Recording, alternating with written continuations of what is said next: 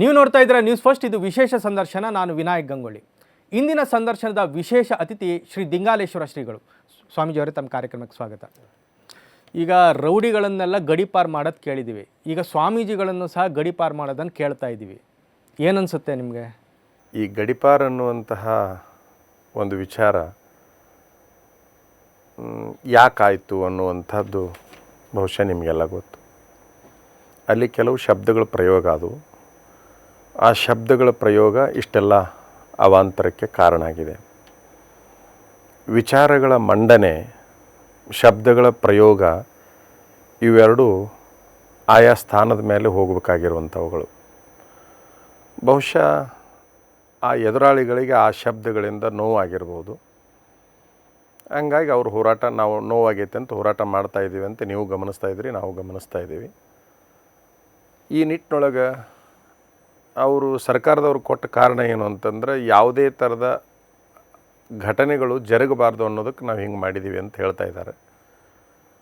ಅದು ಕಾನೂನು ಮತ್ತು ಸರ್ಕಾರದ ವ್ಯಾಪ್ತಿಯಲ್ಲಿ ಆ ವಿಚಾರ ಇರೋದರಿಂದ ನಾನು ಅದನ್ನು ಸರಿಯಷ್ಟು ತಪ್ಪೆಷ್ಟು ಅಂತ ಹೇಳೋದು ಬಹುಶಃ ಅಷ್ಟು ಸೂಕ್ತ ಅಲ್ಲ ಅಂತ ನನಗನ್ನಿಸ್ತಾ ಇದೆ. ಅಂದರೆ ಸನ್ಯಾಸಿ ಆದವರ ಬಾಯಿಯಲ್ಲಿ ಈ ಥರದ ಶಬ್ದ ಪ್ರಯೋಗನೇ ಸರಿ ಇಲ್ಲ ಅಂತನಾ, ಅಥವಾ ಇದಕ್ಕೆ ಸರ್ಕಾರ ಕೊಟ್ಟ ಗಡಿಪಾರು ಶಿಕ್ಷೆ ಸರಿ ಇಲ್ಲ ಅಂತನಾ, ಅಥವಾ ನಡೆದಿರೋದ್ರ ಬಗ್ಗೆ ವಿಷಾದನ? ಈಗ ಸರ್ಕಾರದವರು ಕೊಟ್ಟಿರ್ತಕ್ಕಂಥ ಹೇಳಿಕೆಯನ್ನು ನಾನು ಗಮನಿಸಿದ್ದೇನೆ. ಅಲ್ಲಿ ಅವ್ರು ಏನು ಹೇಳ್ತಾರೆ ಅಂತಂದ್ರೆ, ಯಾವುದೇ ಥರದ ಈ ಅಭಿಮಾನಿಗಳನ್ನು ಅವ್ರು ಏನಿರ್ತಾರೆ ಅವರಿಂದ ಏನಾದರೂ ಘಟನೆಗಳು ಆಗಬಾರ್ದು ಅನ್ನೋದಕ್ಕೆ ನಾವು ಇದನ್ನು ಮಾಡಿದ್ದೀವಿ ಅಂತ ಅವ್ರು ಹೇಳ್ತಾ ಇದ್ದಾರೆ.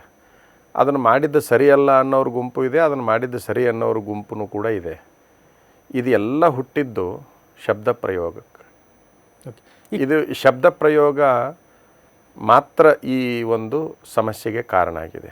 ಈಗ ಸ್ವಾಮೀಜಿಯವರೀಗ ಕನೇರಿ ಶ್ರೀಗಳು ಹೇಳ್ತಾ ಇರುವಂಥದ್ದು, ಈ ವೀರಶೈವ ಲಿಂಗಾಯತ ಎಲ್ಲ ಹಿಂದೂ ಸಮಾಜದ ಭಾಗ ಅಂತ ಹೇಳ್ತಾ ಇರೋದು. ಈ ವಾದದ ಬಗ್ಗೆ ನಿಮ್ಮ ಅಭಿಪ್ರಾಯ ಏನಿದೆ? ನೋಡ್ರಿ, ವೀರಶೈವ ಅಥವಾ ಲಿಂಗಾಯತ ಎರಡೂ ಒಂದೇ, ಇವು ಬೇರೆ ಅಲ್ಲ.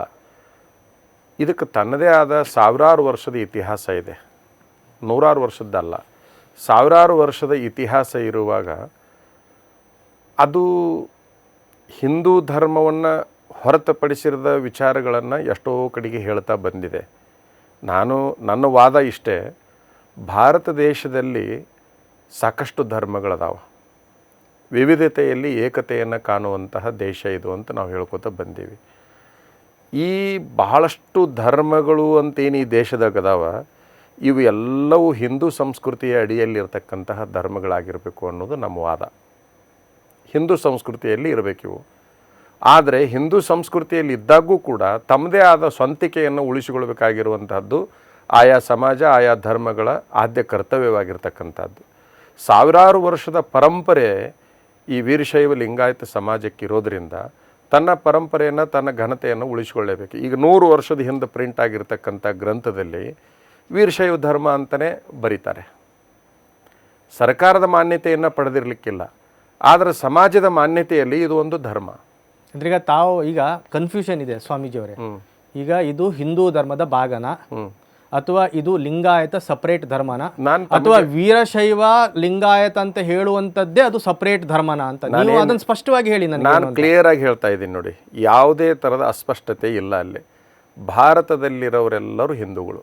ಆ ಭಾರತದಲ್ಲಿ ಹಿಂದೂಗಳು ಏನದಾರಲ್ಲ, ಮುಸ್ಲಿಮ್ರಿದ್ದಾರೆ, ತಮ್ಮ ಧರ್ಮದ ಆಚರಣೆಗಳನ್ನು ಮಾಡ್ಕೊಳ್ತಾರೆ, ಜೈನರಿದ್ದಾರೆ, ತಮ್ಮ ಧರ್ಮದ ಆಚರಣೆಗಳನ್ನ ಮಾಡ್ಕೋತಾರೆ, ಕ್ರಿಶ್ಚಿಯನ್ರಿದ್ದಾರೆ, ತಮ್ಮ ಧರ್ಮದ ಆಚರಣೆಗಳನ್ನ ಮಾಡ್ಕೋತಾರೆ. ಹಂಗೆ ವೀರಶೈವರು ಅದಾರ, ಲಿಂಗಾಯತರು, ವೀರಶೈವರು ನಾವೇನದೀವಿ, ನಮ್ಮ ಆಚರಣೆಗಳನ್ನು ನಾವು ಮಾಡ್ಕೊಳ್ತಾ ಇದ್ದೀವಿ. ನಮ್ಮ ಆಚರಣೆಗಳನ್ನು ನಾವು ಮಾಡ್ಕೊಂಡು ಹೋಗಬೇಕು. ಈಗ ನೀವು ಯಾವುದೇ ಧರ್ಮದವರಾಗಿರಲಿ, ನಿಮ್ಮನ್ನೊಂದು ಕಾರ್ಯಕ್ರಮಕ್ಕೆ ಗೆಸ್ಟ್ ಅಂತ ಕರೆದಂಥ ಸಂದರ್ಭದಲ್ಲಿ ನೀವು ಭಾಷಣ ಮಾಡಿ ಕೊನೆಗೆ ಏನಂತೀರಿ? ಜೈ ಹಿಂದ್, ಜೈ ಕರ್ನಾಟಕ ಅಂತೀರಿ ನೀವು. ಈ ಶಬ್ದ ಬರೀ ಹಿಂದೂಗಳ ಬಾಯಾಗಿ ಬರ್ತೇನೋ? ಮುಸ್ಲಿಮರ ಬಾಯಲ್ಲಿ ಬರುತ್ತೆ, ಕ್ರಿಶ್ಚಿಯನ್ರ ಬಾಯಲ್ಲಿ ಬರುತ್ತೆ, ಜೈನರ ಬಾಯಲ್ಲಿ ಬರುತ್ತೆ, ವೀರಶೈವ ಲಿಂಗಾಯತರ ಬಾಯಾಗೂ ಬರುತ್ತೆ. ನಾನು ಹಿಂದೂ, ತಾವು ಹಿಂದೂ, ಎಲ್ಲರೂ ಹಿಂದೂನೇ. ಸರಿ, ಎಲ್ಲರೂ ಹಿಂದೂ, ಆದರೆ ನಾನು ವೀರಶೈವ ಧರ್ಮದಲ್ಲಿ ಹುಟ್ಟಿದ್ದೇನೆ. ವೀರಶೈವ ಧರ್ಮದಲ್ಲಿ ಹುಟ್ಟಿದ ವೀರಶೈವ ಲಿಂಗಾಯತ.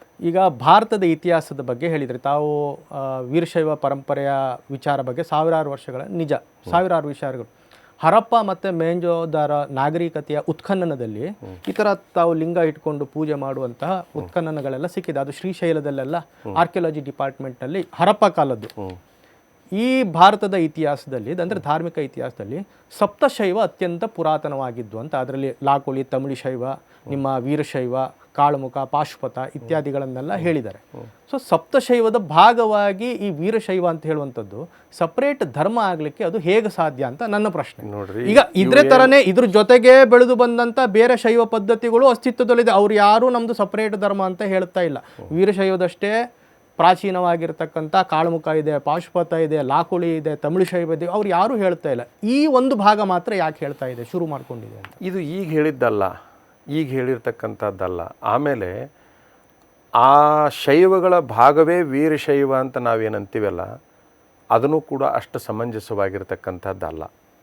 ಸಮಂಜಸವಾಗಿರ್ತಕ್ಕಂಥದ್ದಲ್ಲ, ಪರಿಪೂರ್ಣ ಅಧ್ಯಯನಕ್ಕೆ ನಾವು ಹೋದಂಥ ಸಂದರ್ಭದಲ್ಲಿ ಈ ವೀರಶೈವಕ್ಕೆ ಸ್ವಂತಿಕೆ ಅಂತಕ್ಕಂಥದ್ದು ಸಾಕಷ್ಟು ಪ್ರಮಾಣದಲ್ಲಿ ನಿಮಗೆ ಸಿಗುತ್ತದೆ. ಆಗಮಗಳಲ್ಲಿ ಸಿಗುತ್ತದೆ, ವಚನ ಸಾಹಿತ್ಯದಲ್ಲಿ ಸಿಗುತ್ತದೆ.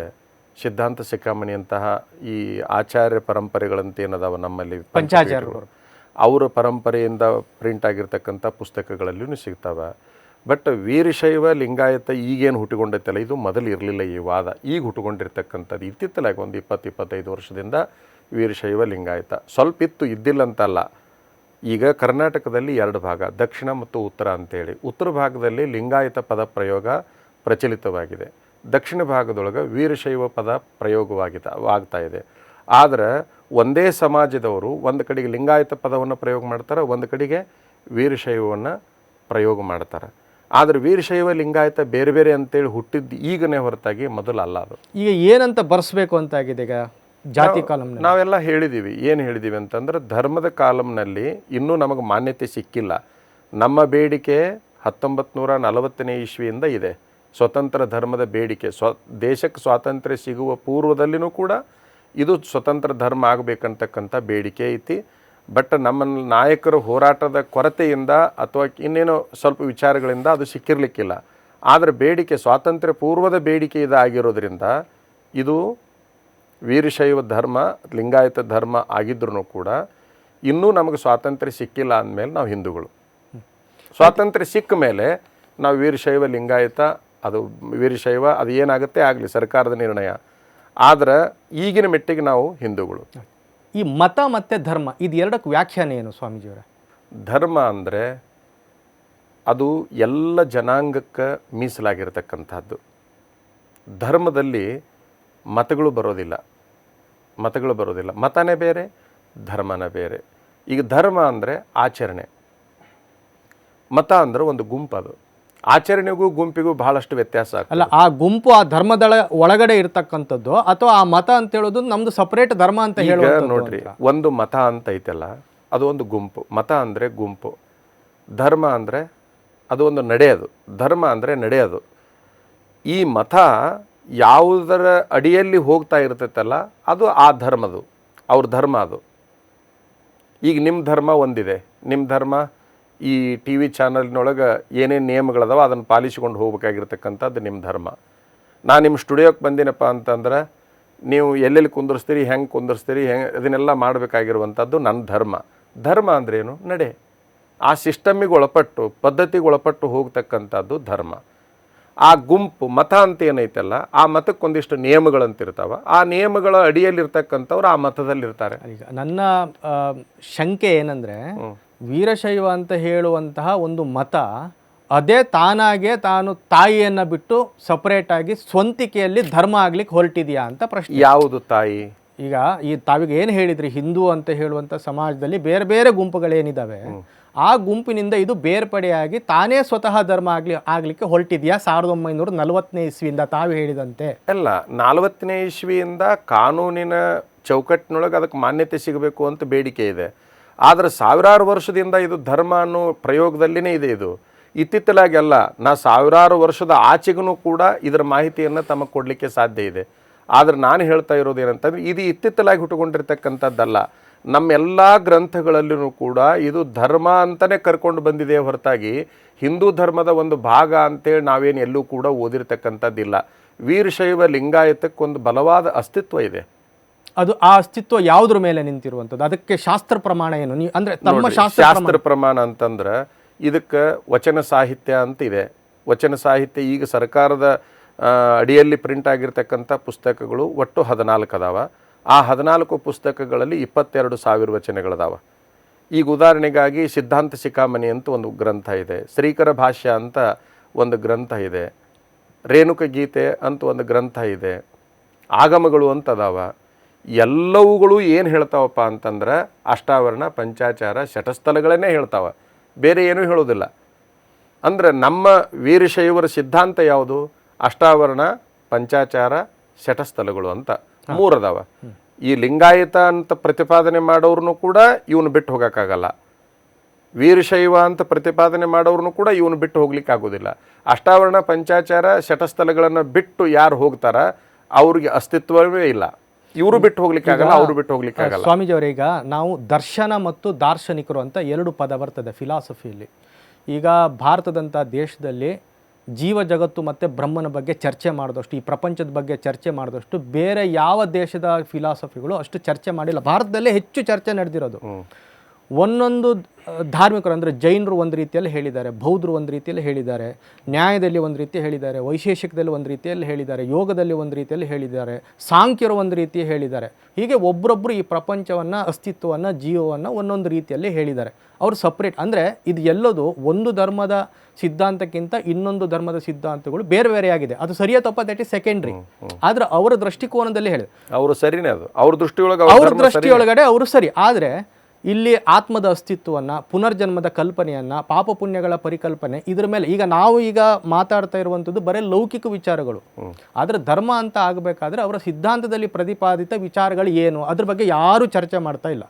ಈಗ ನೀವು ವೀರಶೈವ ಮತದಲ್ಲಿ ಈಗ ತಾವೇ ಹೇಳಿದಾಗೆ ನಾವು ಧರ್ಮ ಅಂತ ಹೇಳುವಂಥ ಪರಿಕಲ್ಪನೆಯನ್ನೇ ನಾವು ಹೇಳ್ಕೊಂಡು ಬಂದಿದ್ದೀವಿ. ಈಗ ನೀವು ಆಗಮ ಒಪ್ಪಿದ ಮೇಲೆ ಈಗ ನೀವು ವೈದಿಕರಿಂದ ಹೇಗೆ ಬೇರ್ಪಡೆ ಆಗ್ತೀರಿ ಅಂತ? ಈಗ ಒಂದಿಷ್ಟು ಏನಿದೆ ಅಂತಂದ್ರೆ ನಮ್ಮೊಳಗೂ ಕೂಡ ವೈದಿಕ ಆಚರಣೆಗಳದಾವು, ಇಲ್ಲಂತಲ್ಲ.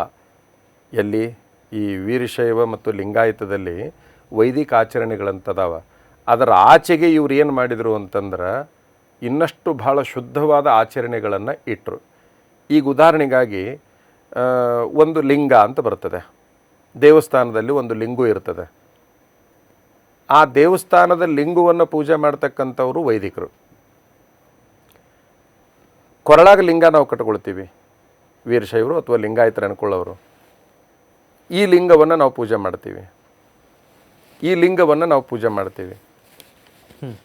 ವ್ಯತ್ಯಾಸ ಎಷ್ಟಾಯಿತು? ಇಟ್ಟ ಲಿಂಗ, ಕಟ್ಟಿದ ಲಿಂಗ ಅಂತ 2 ಅದಾವ.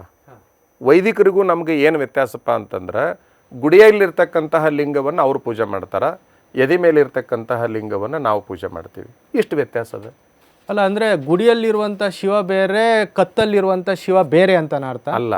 ಅವರಿಗೆ ಅಲ್ಲಿ ಶಿವ ಕಾಣ್ತಾ ಇದ್ದಾನೆ, ನಮಗೆ ಇಲ್ಲಿ ಶಿವ ಕಾಣ್ತಾ ಇದ್ದಾನೆ. ಅಲ್ಲ, ಇದು ಆಗಮದಲ್ಲಾಗಲಿ ವೇದದಲ್ಲಾಗಲಿ ಇದನ್ನು ಆ ಥರ ಹೇಳಲೇ ಇಲ್ವಲ್ಲ? ಯಾರು ಹೇಳಿದ್ದ? ನಮ್ಮೆಲ್ಲ ವಚನ ಸಾಹಿತ್ಯ, ನಮ್ಮೆಲ್ಲ ಅಷ್ಟು ಸಾಹಿತ್ಯಗಳು ನಮಗೆ ಏನು ಹೇಳ್ತಾವಪ್ಪ ಅಂತಂದ್ರೆ, ಈಗ ಈ ಲಿಂಗ ನಿನ್ನಂಗ ಕಾಲಿಂಗನವಾಗಲ್ಕೆ ನೀಲಿಂಗ ನಿನ್ನ ಮೈಲಿಂಗ ಎಂದು ಕೀಲಿಸಿದ ಗುರುವೇ ಕೃಪೆಯಾಗು ಅಂತೇಳಿ ಮೈಲಾರ ಬಸವಲಿಂಗ ಶರಣರದು ಒಂದು ವಚನ ಇದೆ. ಏನಂತ?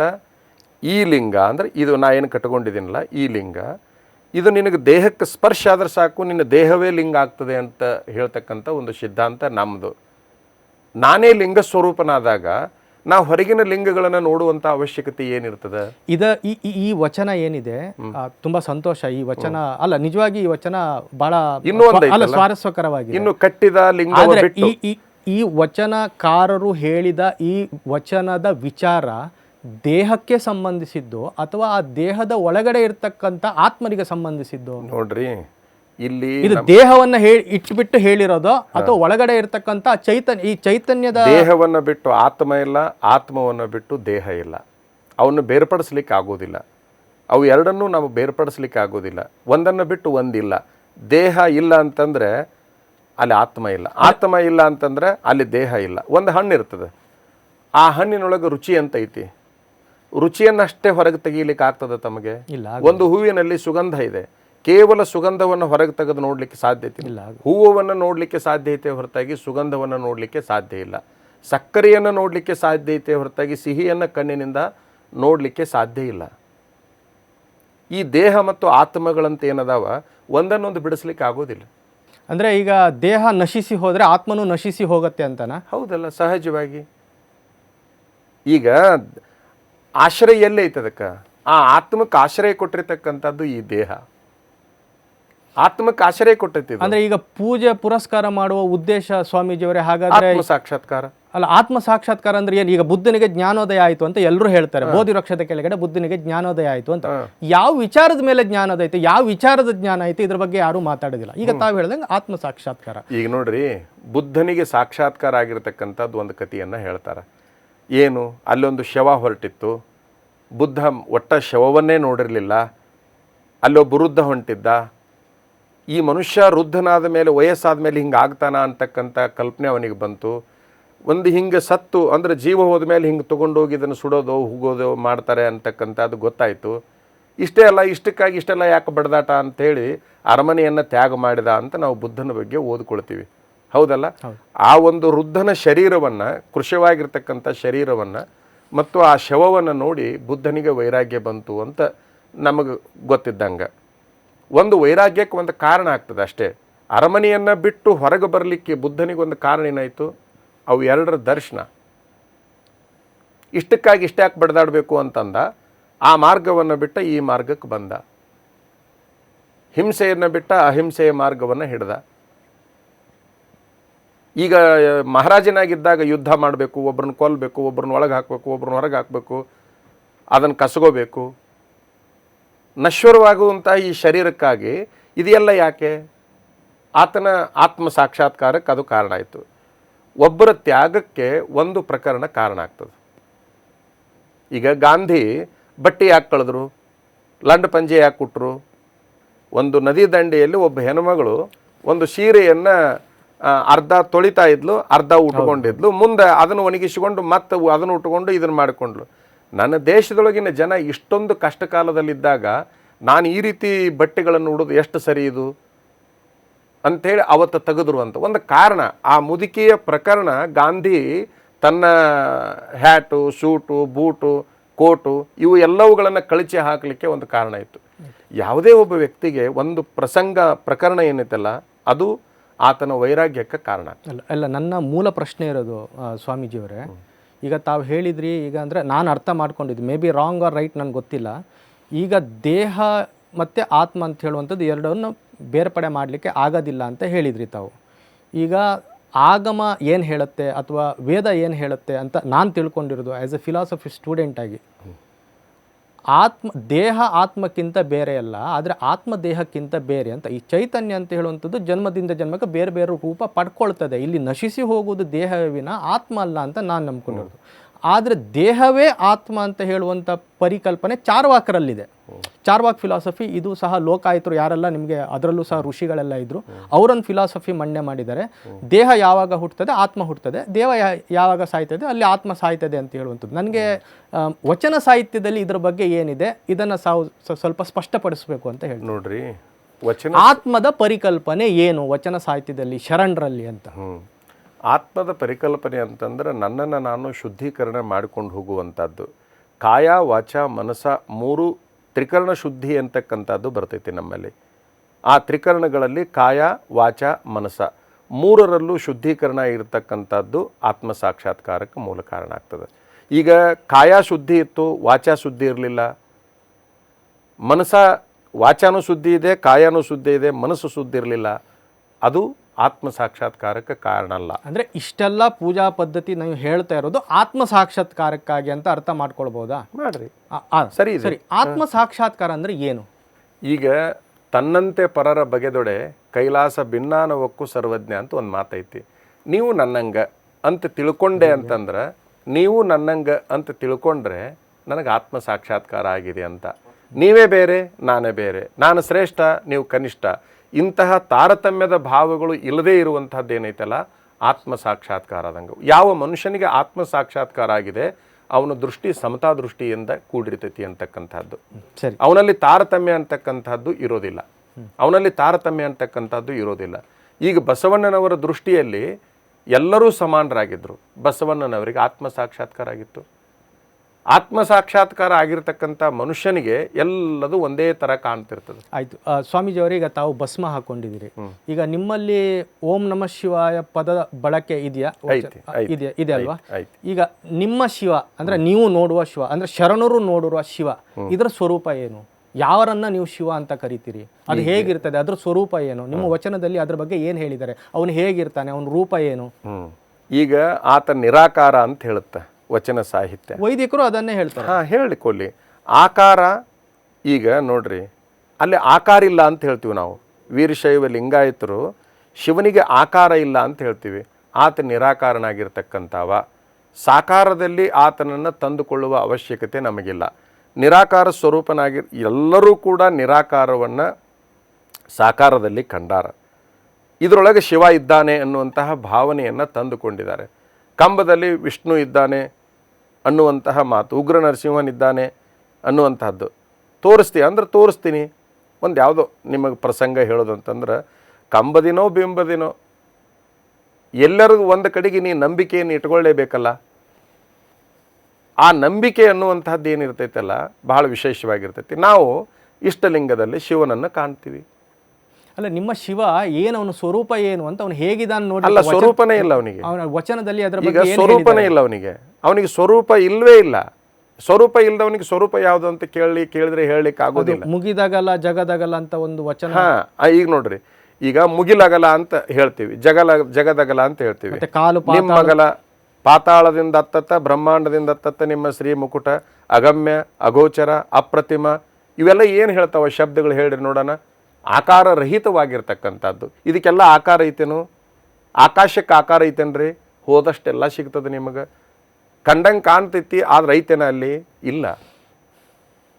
ಅಂದರೆ ನಾನು ಹೇಳ್ತಾ ಇರೋದು ಅವನ ವಿರಾಟ ಸ್ವರೂಪ ಹೇಗಿದೆ ಅಂತಕ್ಕಂತಹದ್ದನ್ನ ಬಸವಣ್ಣನವರು ಹೇಳ್ತಾರೆ. ಎನ್ನ ಕರಸ್ಥಲಕ್ಕೆ ಬಂದು ಚುಳುಕಾದಿಯಯ್ಯ ಅನ್ನುವಂತಹ ಸಂದರ್ಭದಲ್ಲಿ ಇಷ್ಟು ವಿಶಾಲವಾಗಿರ್ತಕ್ಕಂಥ ನೀನು ಇಲ್ಲಿ ಬಂದು ಕೂತ್ಕೊಂಡ್ಬಿಟ್ಟಿಲ್ಲಪ್ಪ ಅಂತ ಹೇಳ್ತಾನವ. ಆ ವ್ಯವಸ್ಥೆಯನ್ನು ಇಲ್ಲಿ ಕಾಣ್ತಾನೆ. ಈಗ ಇದೊಂದು ಕಟ್ಟಡ ಇದೆ, ಇದ್ರದ್ದು ಒಂದು ಸಣ್ಣದೊಂದು ಪ್ಲ್ಯಾನ್ ಮಾಡಿ ನೀವು ಟೇಬಲ್ ಮೇಲೆ ಇಟ್ಕೊಂಡು ಕುಂತಿರ್ತೀರಿ. ಇಡೀ ಸಮಗ್ರ ಕಟ್ಟಡವನ್ನು ನಿಮ್ಮ ಟೇಬಲ್ ಮೇಲೆ ಇರ್ತಕ್ಕಂಥ ಒಂದು ಸಣ್ಣ ಗೊಂಬೆ ಒಳಗೋ ಸಣ್ಣದೊಂದು ಫೋಟೋದಲ್ಲಿ ನೀವು ಹಿಡಿದಿಟ್ಕೊಂಡು ಕುಂತಿರ್ತೀರಿ. ಹಂಗೆ ಶರಣರು ಏನು ಮಾಡಿದ್ರಪ್ಪ ಅಂತಂದ್ರೆ ವಿರಾಟ್ ಸ್ವರೂಪವನ್ನು ಇಷ್ಟಲಿಂಗದಲ್ಲಿ ಹಿಡಿದಿಡುವಂತಹ ಪ್ರಯತ್ನವನ್ನು ಮಾಡಿದರು. ಶಿವನು ಇಷ್ಟೇ ಇದ್ದಾನೆ ಅಂತಕ್ಕಂಥದ್ದನ್ನು ಅವರು ನಿರ್ಣಯ ಮಾಡಿದರು.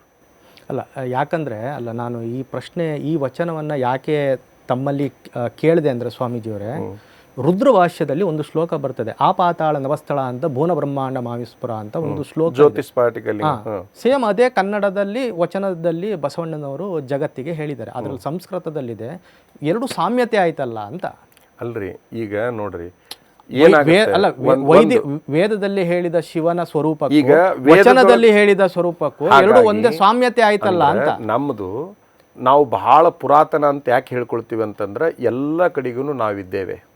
ಎಲ್ಲ ಕಡೆಗೂ ನಮ್ಮ ಅದರಲ್ಲೂ ಹೇಳಿದ ಅಲ್ಲ, ಅದರಲ್ಲೂ ಹೇಳಿ ನಾನು ನೀವು ಅಂದ್ರೆ ಲಿಂಗಾಯತ ತಾವು ಏನೋ ಧರ್ಮ ಅಂತ ಹೇಳ್ತಾ ಇದ್ದೀರಿ, ಅದರಲ್ಲಿ ಶಿವನ ಬಗ್ಗೆ ವಿಶೇಷವಾದಂತಹ ಪೂಜೆ ಪುರಸ್ಕಾರಗಳು ಮತ್ತೆ ಇದೆಲ್ಲ ಹೇಳಿದ್ದಾರೆ. ಈ ಶಿವನಿಗೂ ಸಹ ವೇದದಲ್ಲಿ ಏಕಂ ಸದ್ವಿಪ್ರಾಹ ಬಹುಧಾವದಂತೆ, ಒಂದೇ ಚೈತನ್ಯ ನಾನಾ ರೂಪದಲ್ಲಿ ಕಾಣಿಸ್ಕೊಳ್ತು ಅಂತಲೂ ಹೇಳಿದ್ದಾರೆ. ಈಶಾನ ಸರ್ವ ವಿದ್ಯಾನಂ ಈಶ್ವರ ಸರ್ವಭೂತಾನಾಂ ಅಂತ ಹೇಳಿದ್ದಾರೆ. ಅಂದ್ರೆ ಈಶ್ವರ ಎಲ್ಲ ಕಡೆಯಲ್ಲಿ ಇರ್ತಕ್ಕಂಥ, ಈಗ ನೀವು ಹೇಳೋದು ಅಂತ ಕನ್ನಡದ ವಚನದ ಅರ್ಥಕ್ಕೂ ಇಲ್ಲಿ ಇರ್ತಕ್ಕಂಥ ಸಂಸ್ಕೃತ ಭಾಷೆದ ಅರ್ಥಕ್ಕೂ ಸಾಮ್ಯತೆಯನ್ನ ನಾನು ಹೇಳ್ತಾ ಇರೋದು ನಿಮ್ಗೆ. ನೋಡ್ರಿ, ಸಂಸ್ಕೃತ ಮತ್ತು ಕನ್ನಡವನ್ನ ನಾವು ಬೇರ್ಪಡಿಸ್ಲಿಕ್ಕೆ ಆಗೋದಿಲ್ಲ. ಎರಡು ವಿಚಾರ ಒಂದೇ ಆಯ್ತಲ್ಲ ಅಂತ ಇಲ್ಲಿ ಪ್ರಶ್ನೆ ಇರೋದು. ಎರಡು ವಿಚಾರ ಒಂದೇ ಆಯ್ತಲ್ಲ, ಹಾಗಾಗಿ ನಾವು ಸೆಪರೇಟ್ ಅಂತ ಹೇಗೆ ಹೇಳಲಿಕ್ಕೆ ಬರ್ತದೆ? ಸಂಸ್ಕೃತ ಭಾಷೆ ಬಹಳ ಪುರಾತನವಾಗಿರುವಂತ ಭಾಷೆ. ಎಲ್ಲ ಭಾಷೆಗಳ ತಾಯಿ ಸಂಸ್ಕೃತ ಅಂತ ಹೇಳುವಾಗ ಆ ತಾಯಿಯನ್ನು ಹೊರತುಪಡಿಸಿ ಕನ್ನಡ ಭಾಷೆಯನ್ನು ನೋಡ್ಲಿಕ್ಕೆ ಆಗೋದಿಲ್ಲ.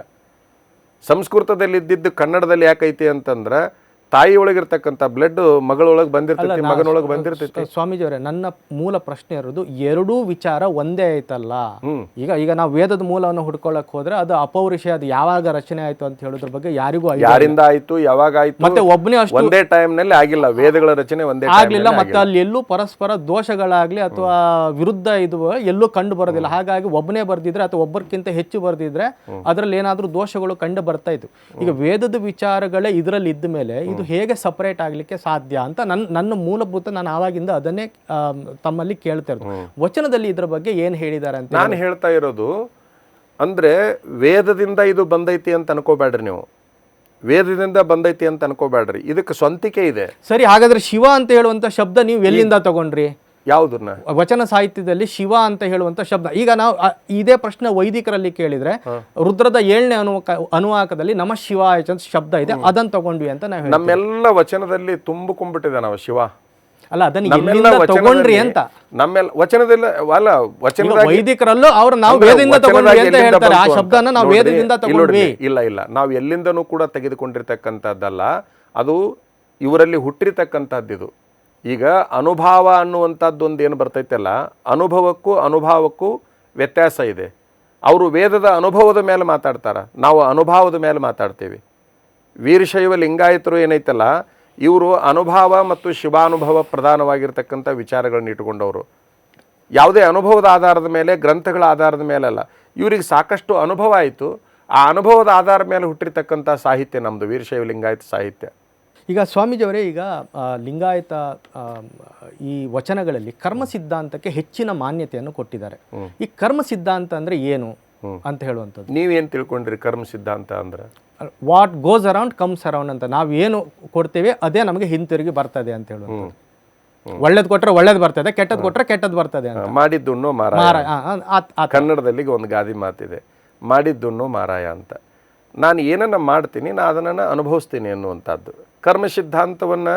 ಈಗ ಭಗವದ್ಗೀತೆಯೊಳಗೆ ಕೃಷ್ಣನ ದೃಷ್ಟಿಕೋನ ಒಂದು ಸ್ವಲ್ಪ ಬದಲಾವಣೆ ಆಗುತ್ತಾ ಅಂತ ಅಂದ್ಕೊಳ್ಳೋಣ. ಕರ್ಮದ ವಿಚಾರಕ್ಕೆ ಹೋದಂಥ ಸಂದರ್ಭದಲ್ಲಿ, ಶರಣರ ವಿಚಾರಕ್ಕೆ ಬಂದಂಥ ಸಂದರ್ಭದಲ್ಲಿ ಆ ಕರ್ಮ ಸ್ವಲ್ಪ ಭಿನ್ನವಾಗಿರ್ತೈತಿ. ಒಂದು ವಿಚಾರವನ್ನು ನಾನೊಂಥರ ಅರ್ಥ ಮಾಡ್ಕೊತೀನಿ, ನೀವೊಂಥರ ಅರ್ಥ ಮಾಡ್ಕೊಳ್ತೀರಿ.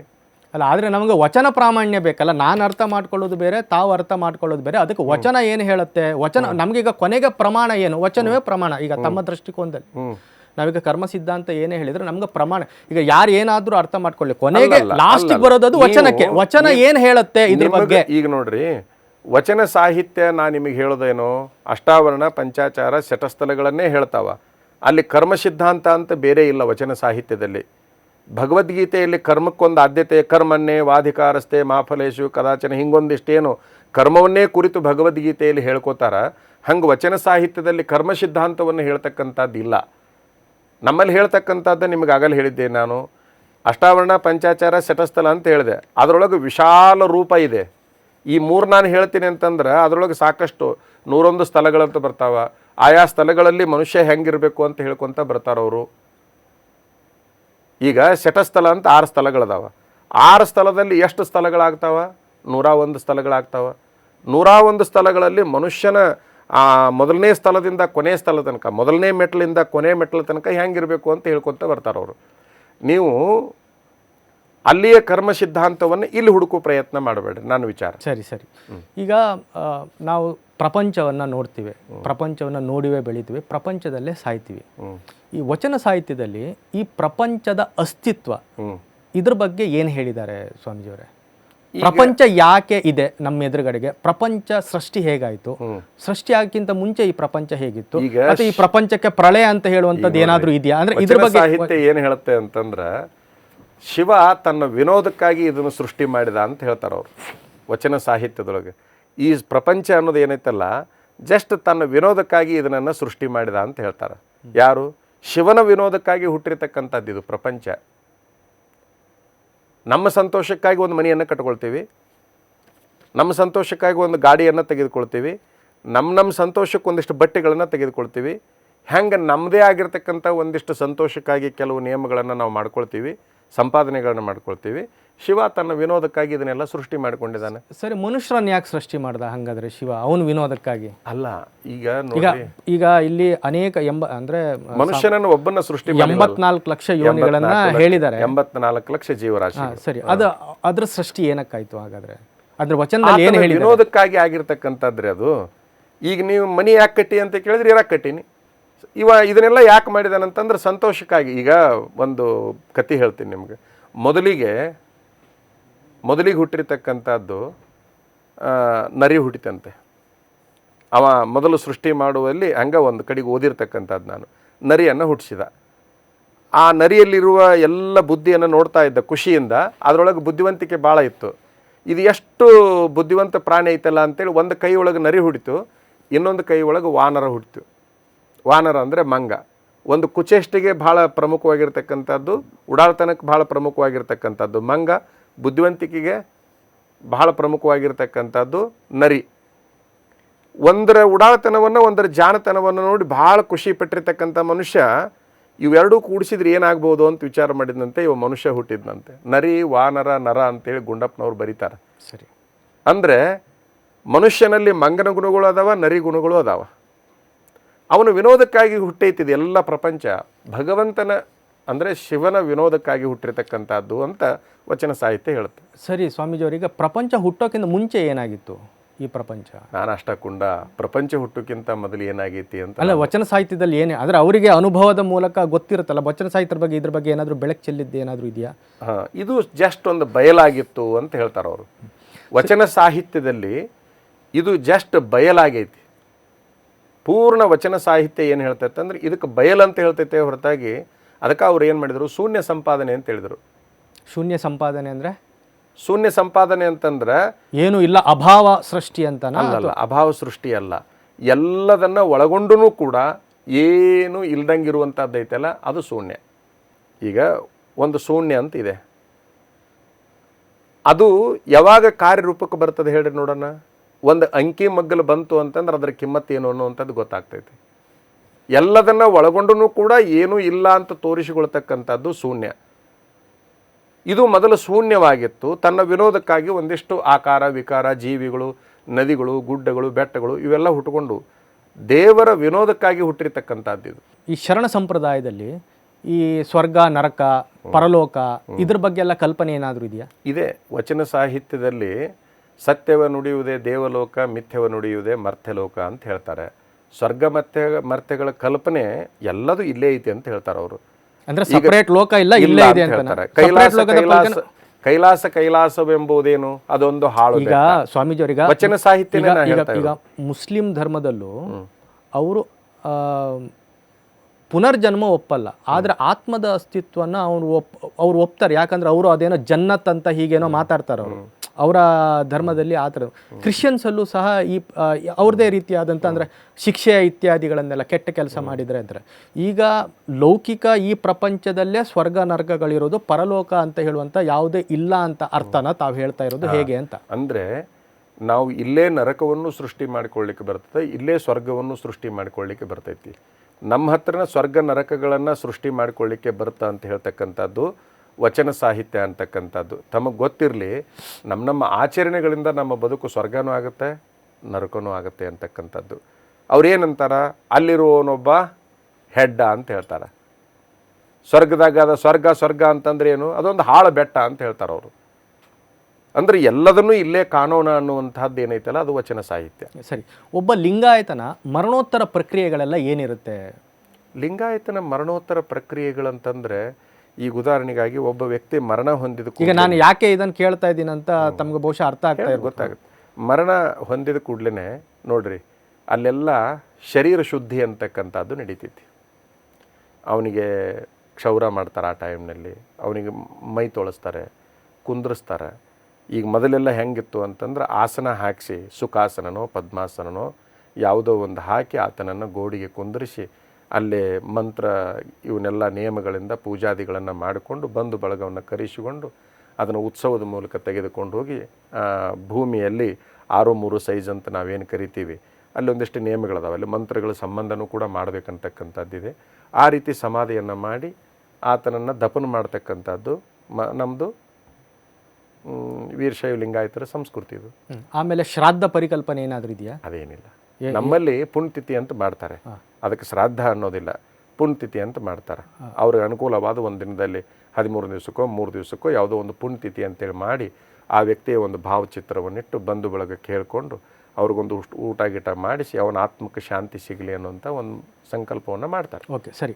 ಈಗ ಮೋಕ್ಷದ ಪರಿಕಲ್ಪನೆ ಏನಿದೆ ನಿಮ್ಮಲ್ಲಿ? ಅಂದರೆ ಎಂಥ ಮನುಷ್ಯನಿಗೆ ಮೋಕ್ಷ ಸಿಗ್ತದೆ, ಮೋಕ್ಷ ಸಿದ್ಧಿಸಿದರೆ ಏನಾಗುತ್ತೆ ಅಂತ ಶರಣ ವಚನ ಸಾಹಿತ್ಯದಲ್ಲಿ ಏನು ಹೇಳಿದ್ದಾರೆ ನೋಡ್ರಿ. ಮೋಕ್ಷ ಅಂದ್ರೆ ಏನು?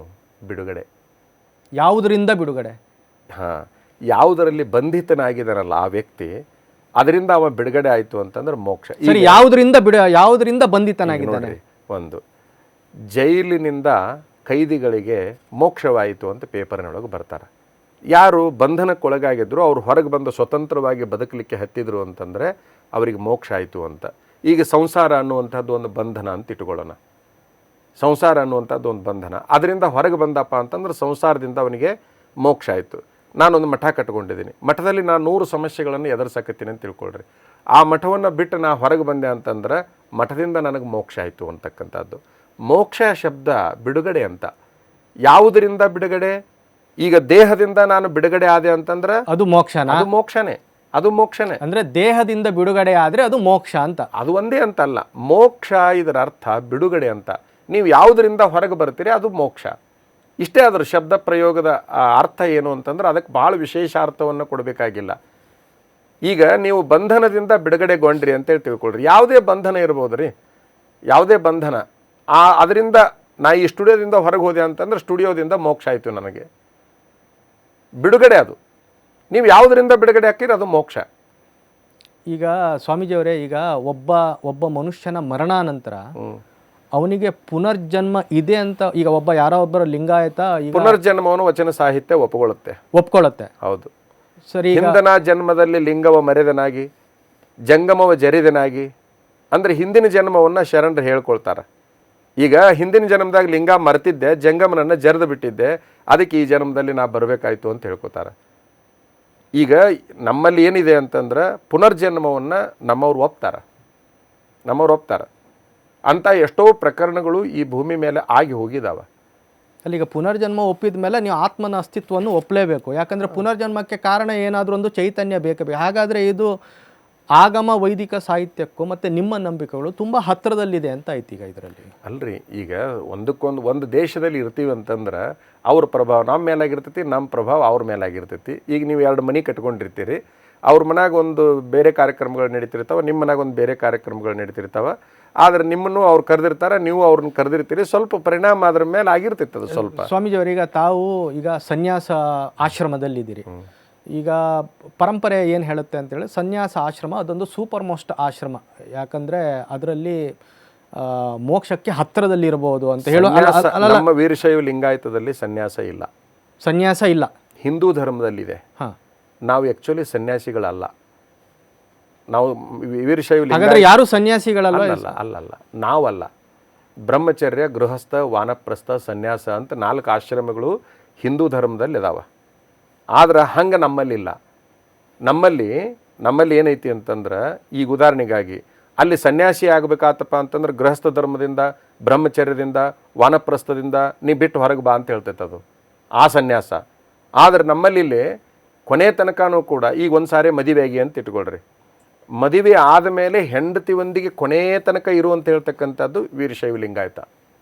ಈಗ ತುಂಬಾ ಜನ ಸಂತರಾಗಿದ್ದಾರಲ್ಲ ಸನ್ಯಾಸಿಗಳೇ, ಆಡು ಭಾಷೆಯಲ್ಲಿ ನಿಮ್ಗೇನ್ರಿ ಸನ್ಯಾಸಿಗಳಿಗೆ ಅಂತಂತಾರ. ಸ್ವಾಮಿಗೂ ಸನ್ಯಾಸಕ್ಕೂ ಬಹಳ ವ್ಯತ್ಯಾಸ ಇದೆ.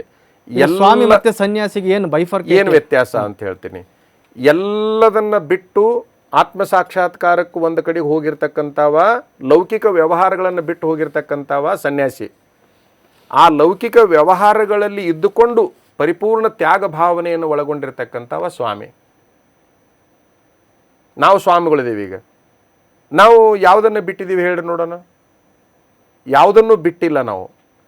ಆದ್ರೆ ಅದರೊಳಗೆ ಇದ್ದು ಇಲ್ದಂಗೆ ಅದೀವಿ. ಕುಂಬಾರೊಳ ಅಂತ ಒಂದು ಶಬ್ದ ಬಳಸ್ತಾರೆ ಶರಣರು. ಕಮಲದ ಕೆಸರೊಳಗಿನ ಕಮಲ ಅಂತ ಹೇಳ್ತಾರೆ. ಅದ್ರಾಗ ಅದೀವಿ, ಇಲ್ದಂಗೆ ಅದೀವಿ ಅಷ್ಟೇ. ಈಗ ಅಲ್ಲಿ ಏನು ಹೇಳುತ್ತೆ ಅಂತಂದ್ರೆ ಬಿಟ್ಟು ಹೊರಗೆ ಹೋಗ್ತಕ್ಕಂಥದ್ದು. ಅದು 4 ಆಶ್ರಮಗಳೇನು ಬರ್ತಾವಲ್ಲ ಹಿಂದೂ ಧರ್ಮದಲ್ಲಿ, ಅದು ಪರಿಪೂರ್ಣ ಕೊನೆ ಆಶ್ರಮ. ಅದು ಯಾವುದು? ಸನ್ಯಾಸಾಶ್ರಮ. ಈಗ ಸ್ವಾಮಿ ವಿವೇಕಾನಂದರಿಗೆ ವೀರ ಸನ್ಯಾಸಿ ಅಂತ ಒಂದು ಪದ ಪ್ರಯೋಗ ಮಾಡ್ತೀರಿ. ಬ್ರಹ್ಮಚರ್ಯದಿಂದ ಏಕಕಾಲಕ್ಕೆ ಸನ್ಯಾಸಾಶ್ರಮಕ್ಕೆ ಹೋದ. ಗೃಹಸ್ಥ ವಾನಪ್ರಸ್ಥಗಳನ್ನು ಎರಡನ್ನೂ ಸ್ವಾಮಿ ವಿವೇಕಾನಂದ ಬಿಟ್ಟು ನೇರವಾಗಿ ಬ್ರಹ್ಮಚರ್ಯದಿಂದ ಗೃಹಸ್ಥಾಶ್ರಮಕ್ಕೆ ಹೋದ ಅಂತ. ಆದ್ರೆ ನಾವೇನಿದೀವಲ್ಲ ವೀರಶೈವ ಲಿಂಗಾಯತರು, ನಾವು ಯಾರೂ ಸನ್ಯಾಸಿಗಳಲ್ಲ. ನಾವು ಪ್ಯೂರ್ಲಿ ಸ್ವಾಮಿಗಳು. ಸ್ವಾಮಿ ಅಂದ್ರೆ ಏನು? ಸ್ವಹ ಅಮಿ ಅಂತ, ನನ್ನದು ಅನ್ನೋದನ್ನು ಅಳದಿರ್ತಕ್ಕಂಥವ. ನನ್ನದನ್ನೋದನ್ನು ಬಿಟ್ಟು ಹೋದವ ಸನ್ಯಾಸಿ. ನನ್ನದನ್ನೋದನ್ನು ಅಳ್ಕೊಂಡು ಆ ಜಾಗದ ವಸ್ತುವರಿಯನ್ನು ನೋಡ್ಕೊಳ್ತಕ್ಕಂಥವು ಸ್ವಾಮಿ. ಸರಿ. ಈಗ ಸ್ವಾಮೀಜಿಯವರು, ಈಗ ಸಮಾಜದಲ್ಲಿ ಅನೇಕ ರೀತಿಯ ಸಾಮಾಜಿಕ ಅಸ್ಪೃಶ್ಯತೆಯ ಮನಸ್ಥಿತಿ ಇದೆ. ಈ ಗುಲಾಮಗಿರಿಗೆ ಏನು ಕಾರಣ ಅಂತೀರಿ? ಈಗ ಎಷ್ಟೋ ಜನ ಬುದ್ಧ ಬಸವ ಎಲ್ಲ ಎಂಥ ಕ್ರಾಂತಿ ಆದರೂ 2025ನೇ ಇಸ್ವಿಗೆ ಹಾಗೇ ಇದೆ ಎಲ್ಲ. ಏನು ಕಾರಣ ಅಂತೀರಿ? ನೋಡ್ರಿ, ಈಗ ಒಂದು ಏನಾಯಿತು ಅಂತಂದ್ರೆ ಹಿಂದಿನಿಂದ ಒಂಥರ ಬಸವಾದಿ ಶರಣರು ಇದರ ವಿರುದ್ಧನ ಹೋರಾಟ ಮಾಡಿದರು. ಎಲ್ಲ ಮಾನವರನ್ನು ಒಂದೇ ದೃಷ್ಟಿಕೋನದಲ್ಲಿ ನೋಡ್ಬೇಕನ್ನುವಂಥದ್ದೇ ವಚನ ಸಾಹಿತ್ಯ. ಯಾಕೆ ಬಸವಣ್ಣವ್ರು ಇಷ್ಟು ಪೂಜ್ಯರಾದರು ಅಂತಂದ್ರೆ, ಈಗ ಈ ದೇಶದಲ್ಲಿ ನನ್ನ ಪ್ರಕಾರ, ನನ್ನ ವೈಯಕ್ತಿಕ ಅಭಿಪ್ರಾಯ, ನನ್ನ ಪ್ರಕಾರ ಈ ದೇಶಕ್ಕೆ 3 ಜನ ರಾಷ್ಟ್ರಪಿತ. ಒಂದು ಭೌಗೋಳಿಕ ಸ್ವಾತಂತ್ರ್ಯ ಕೊಟ್ಟಂತ ಗಾಂಧೀಜಿ, ಧಾರ್ಮಿಕ ಸ್ವಾತಂತ್ರ್ಯ ಕೊಟ್ಟಂತ ಬಸವಣ್ಣ, ಸಾಮಾಜಿಕ ಸ್ವಾತಂತ್ರ್ಯ ಕೊಟ್ಟಂತ ಡಾಕ್ಟರ್ ಬಾಬಾ ಸಾಹೇಬ್ ಅಂಬೇಡ್ಕರ್. ಅವರ ಕಾಂಟ್ರಿಬ್ಯೂಷನ್ ಬಗ್ಗೆ ಯಾವ ಡಿಸ್ಪ್ಯೂಟು ಇಲ್ಲ. ಅವ್ರು ಇಲ್ಲದೆ ಇದ್ರೆ ಬಹುಶಃ ಇನ್ನೂ ಒಂದು 100 ವರ್ಷ ಹಿಂದೆ ಇರ್ತಾ ಇದ್ವಾ ಏನೋ. ತಾವೇನೋ ಹೇಳ್ತಾ ಇದ್ರಿ. ಅಲ್ಲ, ಈಗ ಮೂರು ಮಂದಿ ವಿಚಾರ ಏನು ಹೇಳ್ರಿ ನೋಡೋಣ. 900 ವರ್ಷದಿಂದ ಆಗಿ ಹೋಗಿರ್ತಕ್ಕಂತಹ ಬಸವಣ್ಣನವರ ವಿಚಾರಗಳು, ಸಂವಿಧಾನ ಶಿಲ್ಪಿಯಾಗಿರ್ತಕ್ಕಂಥ ಅಂಬೇಡ್ಕರ್ ವಿಚಾರಗಳು, ಮತ್ತು ಈ ಗಾಂಧಿದು ವಿಚಾರಗಳು. ಸ್ವಲ್ಪ ಇಲ್ಲಿ ಏನಾಯ್ತು ಹೇಳ್ರಿ, ಸಂವಿಧಾನದಲ್ಲಿ ಕೆಲವು ಮಂದಿಗೆ ಹಿಂಗೆ ಅವಕಾಶ ಕೊಡಬೇಕು, ಕೆಲವು ಮಂದಿಗೆ ಹಿಂಗೆ ಅವಕಾಶ ಕೊಡಬೇಕು ಅಂತ ಮಾಡಿಟ್ರು. ವಚನ ಸಾಹಿತ್ಯದಲ್ಲಿ ಹಂಗಿಲ್ಲ. ವಚನ ಸಾಹಿತ್ಯದಲ್ಲಿ ತಾರತಮ್ಯವೇ ಇಲ್ಲ. ಆಲ್ ಆರ್ ಈಕ್ವಲ್, ಎಲ್ಲರೂ ಸಮಾನರು. ಯಾವುದು? ವಚನ ಸಾಹಿತ್ಯದ ಸಿದ್ಧಾಂತ. ಆದರೆ ಇಲ್ಲಿ ಏನಾಯಿತು, ಈಗ ಜಾತಿ ವ್ಯವಸ್ಥೆಯನ್ನು ನಿರ್ಮೂಲನೆ ಮಾಡಬೇಕಾಗಿರುವಂಥ ಸರ್ಕಾರಗಳು ಅವಕ್ಕೆ ಸಿಕ್ಕಾಪಟ್ಟೆ ನೀರು ಗೊಬ್ಬರ ಹಾಕಕ್ಕೆ ಹತ್ತಿಬಿಟ್ರು. ಪ್ರತಿಯೊಂದು ಸರ್ಕಾರಗಳು ಜಾತಿ ವ್ಯವಸ್ಥೆಯನ್ನು ಬೆನ್ನು ಹತ್ತಿಕೊಂಡು ಆಡಳಿತವನ್ನು ಮಾಡ್ತಾ ಇದ್ದಾವೆ. ಇವರಿಗೆ ಸಿದ್ಧಾಂತ ಅನ್ನುವಂತಹದ್ದು ಎಲ್ಲೈತಿ ಹೇಳ್ರಿ ನೋಡೋಣ. ರಾಜಕೀಯದಿಂದಾಗಿ ಧರ್ಮ ಹಾಳಾಗ್ತಾ ಇದೆ ಅಂತ ಹೇಳ್ತಾ ಇರೋದು. ಧರ್ಮ ಅಂದರೆ ಮಾನವರ ವ್ಯವಸ್ಥೆನೇ ಹಾಳಾಗ್ತಾ ಇದೆ. ಪರಿಪೂರ್ಣ ಈ ರಾಜಕೀಯ ವ್ಯವಸ್ಥೆಯಿಂದ ಮಾನವರ ಸಂಬಂಧಗಳೆಲ್ಲ ಹೋಗ್ತಾ ಇದ್ದಾವೆ. ಜಾತಿಗಳು ಪ್ರಬಲ ಆಗ್ತಾ ಇದ್ದಾವೆ. ಈ ಎಲ್ಲ ಬೇಡಿಕೆಗಳು, ಪ್ರತ್ಯೇಕ ಧರ್ಮ, ಇವೆಲ್ಲ ಎದಕ್ಕೆ ಹುಟ್ಟುಕೊಂಡು? ಇವೆಲ್ಲ ಬೇಡಿಕೆಗಳ ಆಧಾರದ ಮೇಲೆ ಹುಟ್ಟುಕೊಂಡಿರ್ತಕ್ಕಂಥವಲ್ಲ. ಆ ಬೇಡಿಕೆಗಳನ್ನು ಇವರು ಮುಂದೆ ಇಡಲಿಲ್ಲ ಅಂತಂದ್ರೆ ಆ ಪ್ರಶ್ನೆನೇ ಬರ್ತಿದ್ದಿಲ್ಲ. ಈಗ ಎಷ್ಟೋ ಪ್ರತಿಭೆಗಳು ನಾಶ ಆಗಿ ಹೊಂಟಾವೆ ಈ ದೇಶದೊಳಗೆ. ಜಾತಿ ಆಧಾರದಲ್ಲಿ ಎಷ್ಟೋ ಪ್ರತಿಭೆಗಳು ಹಾಳಾಗಿ ಹೊಂಟಾವೆ. ಸಮಾನತೆ ಅಂತಕ್ಕಂಥದ್ದು ಈ ದೇಶದೊಳಗೆ ಎಲ್ಲೂ ಇಲ್ಲ. ಈಗ ಲಿಂಗಾಯತ ಸಮುದಾಯದಲ್ಲೇ ಜಾತಿವಾದ ಇಲ್ವಾ ಸ್ವಾಮೀಜಿಯವರೇ? ನಮ್ಮಲ್ಲಿ ಜಾತಿವಾದ ಅಂತ ಐತೆಂದ್ರೂ ಕೂಡ ಎಲ್ಲ ವ್ಯವಹಾರಗಳು, ಲಿಂಗಾಯತ ಸ್ವಾಮೀಜಿಗಳು ಯಾರು ಜಾತಿವಾದ ಮಾಡ್ತಾ ಇಲ್ವಾ ಸ್ವಾಮೀಜಿಯವರೇ? ಯಾರು ಮಾಡ್ತಾರೆ ಹೇಳ್ರಿ ನೋಡೋಣ. ಈಗ ನಾನೇ ಅದೀನಿ. ಬೇರೆ ಸಮುದಾಯದವರನ್ನು ಒಪ್ಪಿಕೊಳ್ಳುವಷ್ಟು, ಈಗ ಬಸವಣ್ಣವ್ರು ಹೇಳಿದ್ದಾರೆ, ಬಸವಣ್ಣ ಇವ ಯಾರವ ಇವ ನಮ್ಮವ ಅಂತ, ಅದ್ರ ಬಗ್ಗೆ ಡಿಸ್ಪ್ಯೂಟ್ ಇಲ್ಲ. ಆ ಬಸವಣ್ಣವರು ಆವಾಗ ಹೇಳಿ ಹೋಗಿರ್ಬೋದು. ಆದ್ರೆ ನಾವು ಈಗೆಲ್ಲ ವೀರಶೈವ ಲಿಂಗಾಯತ ಮಠಾಧಿಪತಿಗಳೇನಿದೇವಲ್ಲ, ನಿಜವಾಗಲೂ ಕೂಡ ನಮ್ಮ ಯಾವ ಮಠಗಳಲ್ಲಿ ಜಾತಿ ವ್ಯವಸ್ಥೆ ಅಂತಕ್ಕಂಥದ್ದಿಲ್ಲ. ನಮ್ಮ ಮಠದಲ್ಲಿ ದಲಿತರು ಬರ್ತಾರೆ, ಜೈನರು ಬರ್ತಾರೆ, ಕ್ರಿಶ್ಚಿಯನ್ರು ಬರ್ತಾರೆ, ಮುಸ್ಲಿಮರು ಬರ್ತಾರೆ, ಬೇರೆ ಬೇರೆ ಜಾತಿಯವರು ಬರ್ತಾರೆ. ಎಲ್ಲರೂ ಕೂಡ ನಾವು ಅವ್ರ ಮನೆಗೆ ಹೋಗ್ತೀವಿ, ಅವ್ರು ನಮ್ಮಲ್ಲಿ ಬರ್ತಾರೆ. ನಿಜವಾಗಲೂ ವೀರಶೈವ ಲಿಂಗಾಯತ ಮಠಗಳಲ್ಲಿ ಜಾತಿ ಅಂತಕ್ಕಂಥದ್ದು ಇಲ್ಲ. ಒಂದು ವೇಳೆ ಯಾವುದಾದ್ರೂ ಮಠದಾಗ ಅದು ಎದ್ದು ಕಾಣಕತ್ತೈತೆ ಅಂತಂದ್ರೆ ಅದು ವೀರಶೈವ ಲಿಂಗಾಯತ ಮಠ ಅಲ್ಲ. ಈಗ ಈ ಮೀಸಲಾತಿ ವಿಚಾರ ಏನಕ್ಕೆ ಬಂದಿದೆ ಅಂದರೆ ನಾನು ತಿಳ್ಕೊಂಡಿರೋದು, ಗೊತ್ತಿಲ್ಲ ಸತ್ಯನ ಸುಳ್ಳು ಅಂತ, ಈಗ ಸಿಖ್ರು ತಿಂತಾ ಇದ್ದಾರೆ, ಜೈನರು ತಿಂತಾ ಇದ್ದಾರೆ, ನಾವು ತಿನ್ನಬೇಕು ಅಂತ ಹೇಳುವಂಥ ಏನಾದರೂ ಭಾವನೆ ಇದೆಯಾ? ಅದಕ್ಕಾಗಿ ಹೋರಾಟನ? ಒಂದೇನಂದ್ರೆ, ನಾವು ರಾಷ್ಟ್ರ ಮಟ್ಟದಲ್ಲಿದ್ದೀವಿ, ಅಂತಾರಾಷ್ಟ್ರ ಮಟ್ಟದಲ್ಲಿದ್ದೀವಿ. ಈಗ ಬೇರೆ ರಾಜ್ಯಕ್ಕೆ ಹೋದಂಥ ಸಂದರ್ಭದಲ್ಲಿ ಈ ಧರ್ಮಗಳು ರಿಕಗ್ನೈಸ್ ಆಗ್ಯಾವ, ರಿಕಗ್ನೈಸ್ಡ್ ಇವೆಲ್ಲ. ನಮ್ಮದು ಕೂಡ ಗೊತ್ತಾಗಲಿ ಅನ್ನೋದಕ್ಕೆ ಬೇಡಿಕೆಯನ್ನು ಇಟ್ಟಾರ.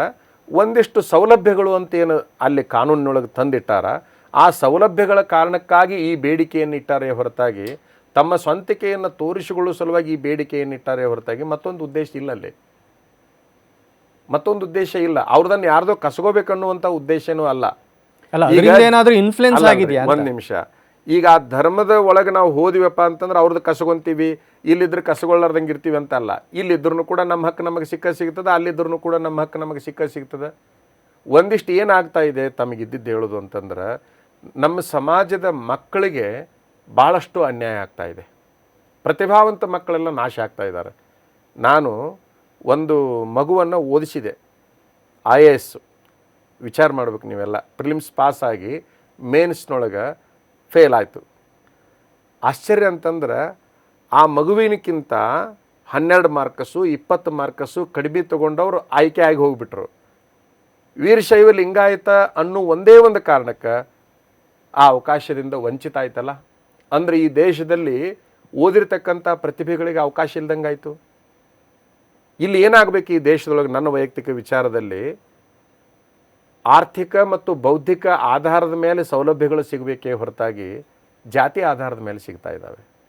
ಈ ಕಾಂಗ್ರೆಸ್ ಗೌರ್ಮೆಂಟಲ್ಲಿ ಇದ್ದಾಗಲೇ ಈ ಮೀಸಲಾತಿ ಯಾಕೆ ಜಾಸ್ತಿ ಹೈಪ್ ಆಗ್ತದೆ? ಇದು 2013ರಿಂದ 2018 ಈಗ ಮೊನ್ನೆ ಹೇಳಿದ್ದ ಅದನ್ನೇ, ಹಿಂದೂ ಕೂಡ ವೀರಶೈವ ಲಿಂಗಾಯತ ಪ್ರತ್ಯೇಕವಾದ ಹುಟ್ಕೊಂತು.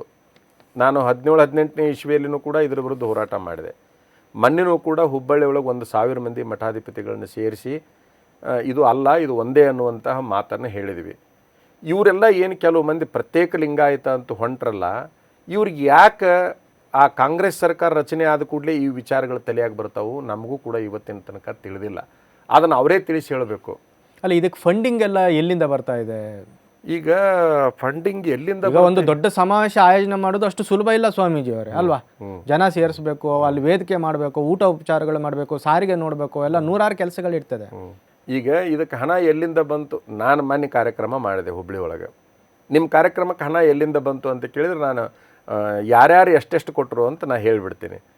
ಈಗ ಅವ್ರ ಕಾರ್ಯಕ್ರಮಕ್ಕೆ ಹಣ ಯಾರ್ಯಾರು ಎಷ್ಟೆಷ್ಟು ಕೊಟ್ಟರು ಅಂತ ಅವ್ರು ಡಿಕ್ಲೇರ್ ಮಾಡ್ಬೇಕು ಅದನ್ನು. ನಾ ಮೊನ್ನೆ ಕಾರ್ಯಕ್ರಮದ್ದು ನಿನ್ನಿನ ದಿವಸ ಆಗಲೇ ತಂದು ಮಹಾಸಭೆಯವರಿಗೆ ಫೈಲನ್ನು ಕೊಟ್ಟುಬಿಟ್ಟೆ, ಇಷ್ಟು ಖರ್ಚು ವೆಚ್ಚ ಆಗಿದೆ ಅಂತೇಳಿ ಕೊಟ್ಟುಬಿಟ್ಟೆ.